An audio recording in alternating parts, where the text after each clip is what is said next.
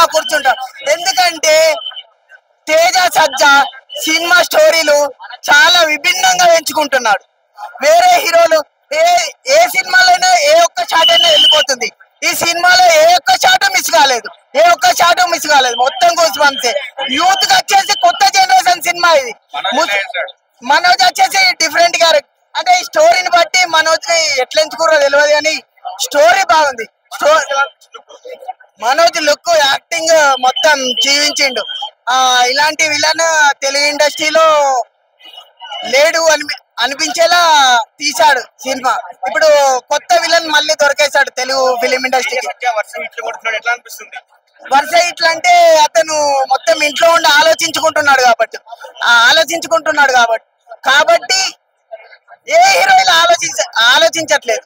ఈ హీరో వచ్చేసి డిఫరెంట్ కథ, దేవుళ్ళ కథ ఎంచుకున్నా కానీ ఇతని ట్రోలింగ్ చేయకుండా గూస్ బంప్స్ వచ్చేలా 60 కోట్లతో తీసి అయితే 60 కోట్లతో తీసి 600 కోట్లు కొట్టేస్తున్నాడు భయ ఈ సినిమాతో.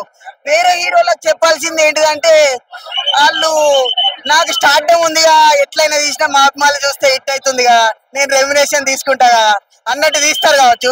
తేజ సజ్జా అట్లా కాదు, 60 కోట్లతోనే తీసారు సినిమా. ఆయనకు రెమ్యునేషన్ కూడా ఏముంటది, 60 కోట్లతో ఆ సినిమాకే 60 కోట్లు పెట్టినట్టు అనిపించింది.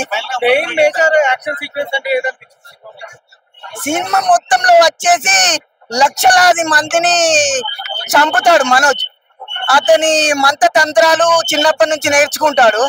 ఆ మంత్రతంత్రాలను ఒక రాముడి రూపంలో మన తేజ సజ్జా వచ్చే వరకు ప్రజలకు ఎలా అనిపిస్తుంది దేవుళ్ళు అని అంటేనే గూస్ బంప్స్ వచ్చేస్తాయి.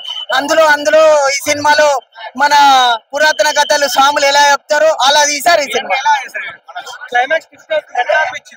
క్లైమాక్స్ విలన్ చంపే క్రమంలో విలన్ చాలా విలన్ చంపే క్రమంలో విలన్ వచ్చేసి పెద్ద మంత్రగాడు, హీరో వచ్చేసి రాముడు.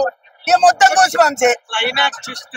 క్లైమాక్స్ ట్విస్ట్ ఏముంటది, అది ఒకటి ఉంటది. అది కూడా మీరు సినిమా చూడాలి భయ. నేను 300 పెట్టి చూసిన, మీరు కూడా కానీ చెప్తున్నా పోనీ ఆ రాముడు బాణం దొరుకుతుంది.